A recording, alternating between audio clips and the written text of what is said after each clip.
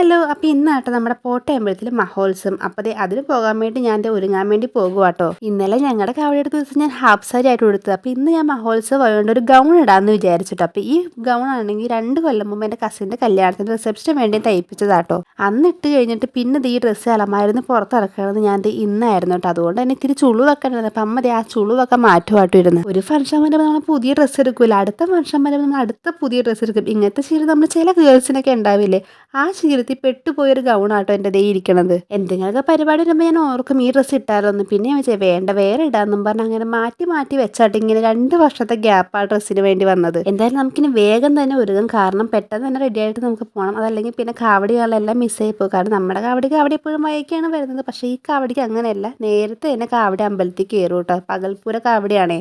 അപ്പം അതുകൊണ്ട് നമുക്ക് വേഗം തന്നെ ഒരുങ്ങിയിട്ട് അമ്പലത്തിലേക്ക് പോകാം. പിന്നെ മേക്കപ്പ് ഒക്കെ എപ്പോഴും ചെയ്യുന്ന പോലെ തന്നെ സെറും മോയ്സ്ചറൈസറും വെച്ചാണ് തുടങ്ങുന്നത്. എൻ്റെ ഈ മോയ്സ്ചറൈസറുകൾ സംസാരിക്കാൻ കഴിവുണ്ടായിരുന്നെങ്കിൽ അത് ഇപ്പം എന്നെ വല്ല ചീത്തയും പറഞ്ഞിട്ടുണ്ട്. കാരണം അമ്മാതിരി ഊറ്റിലാണ് അതിന് ഊറ്റിക്കൊണ്ടിരിക്കുന്നത്.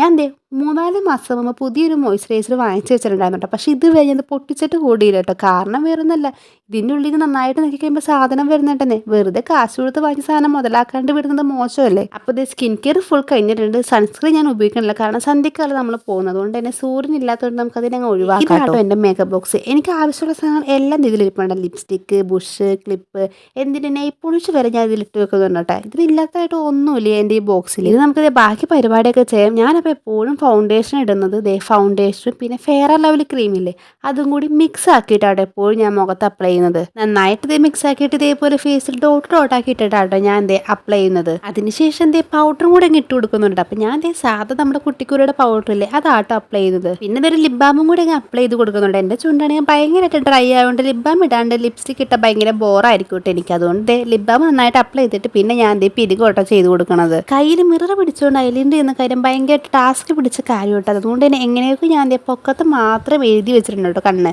പിന്നെ ഞാൻ ലാക്മിയുടെ കാജലോട്ടോ താഴെ എഴുതി കൊടുക്കണത്. ബാക്കി ഞാൻ കയ്യിലെ മിറർ നോക്കി എഴുതാൻ വേണ്ടി നിന്നില്ല, കാരണം എനിക്ക് അത്ര ഇഷ്ടപ്പെട്ടില്ലായിരുന്നു. സോ ഞാൻ അതങ്ങ് മാറ്റി വെച്ചിട്ട് പിന്നെ ഞാൻ അലമാരിയിലെ മിറർ നോക്കിയാട്ടോ കണ്ണൊക്കെ എഴുതിയത്.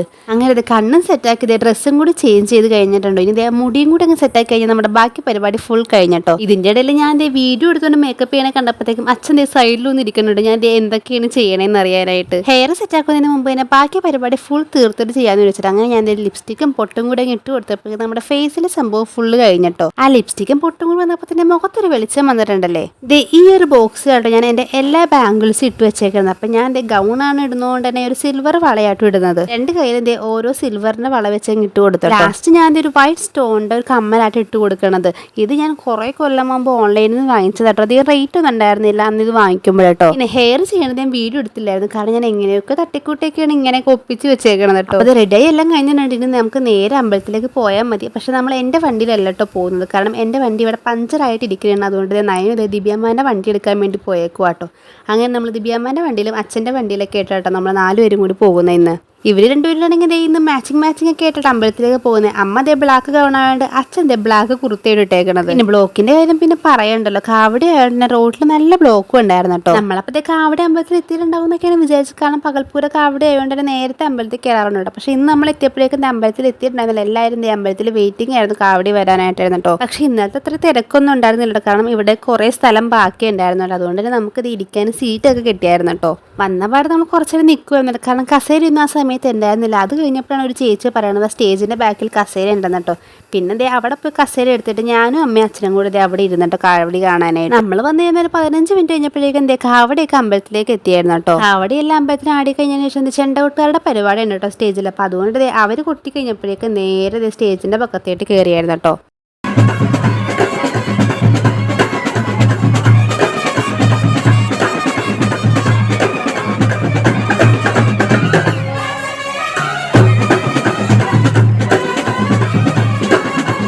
അങ്ങനെ കാവടിയെല്ലാം അമ്പലത്തിൽ ആടിക്കഴിഞ്ഞ് നേരെ അവരെല്ലാം പുറത്തേട്ട് പോകുവാട്ടോ. ഇനി സ്റ്റേജിൽ ചെണ്ടകൊട്ടുകാരുടെ പരിപാടി കൂടി ഉണ്ട് കേട്ടോ.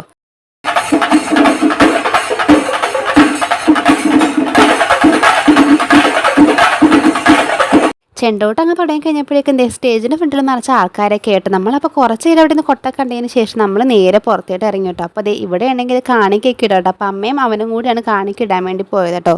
ഉത്സവത്തിൻ്റെ ലാസ്റ്റ് ദിവസം നമ്മുടെ മെയിൻ ഉദ്ദേശം എന്ന് പറയുന്നത് അവിടുത്തെ എല്ലാ കടയിലും അരിച്ചു പേർക്ക് കയറി ഓരോ സാധനങ്ങൾ വാങ്ങിക്കണം കേട്ടോ. ഫസ്റ്റ് നമ്മൾ ഇതേ കുലുക്കി ബൂസ്റ്റ് കുടിക്കാൻ വേണ്ടിയിട്ടാണ് വന്നത്. എവിടത്തെ ഉത്സവത്തിന് പോയാലും ഈ കുലുക്കി ബൂസ്റ്റ് ഇല്ലാത്തൊരു കളി എനിക്കില്ല, കാരണം എനിക്ക് ഭയങ്കര ഇഷ്ടം കുലുക്കി ബൂസ്റ്റ് കുടിക്കണം. അപ്പോൾ ഫസ്റ്റ് തന്നെ നമ്മളിത് അത് കുടിക്കാൻ വേണ്ടിയിട്ടാണ് വന്നത്. ഇതിൻ്റെ തൊട്ട് ഇപ്പുറത്ത് തന്നെ ബജ്ജിയുടെ സംഭവം ഉണ്ട് കേട്ടോ. അതുകൊണ്ട് തന്നെ ഇവിടെ നല്ല തിരക്കായിരുന്നു കേട്ടോ ഈ ഭാഗത്ത്. കുറേ നേരം നിന്നതിന് ശേഷമാണ് നമുക്കത് ഒരു കുലുക്കി ബൂസ്റ്റ് കിട്ടിയത് കേട്ടോ. അത് കുടിച്ചതിന് ശേഷം പിന്നെ നമ്മൾ നേരെ കമ്മലിൻ്റെ സെക്ഷനിലായിട്ടോ പോയത്. ഉത്സവപ്പറമ്പിൽ ഈ ഒരു കമ്മലിൻ്റെ സെക്ഷൻ കണ്ട ഒന്ന് വാങ്ങിച്ചില്ലെങ്കിൽ കൂടി ഇങ്ങനെ നോക്കി അല്ലെങ്കിൽ ഒരു സമാധാനം നമുക്ക് കിട്ടിയില്ല കേട്ടോ. പക്ഷേ ഇപ്രാവശ്യം നമ്മൾ അവിടെ നിന്ന് 2 കമ്മലൊക്കെ വാങ്ങിച്ചായിരുന്നു കേട്ടോ.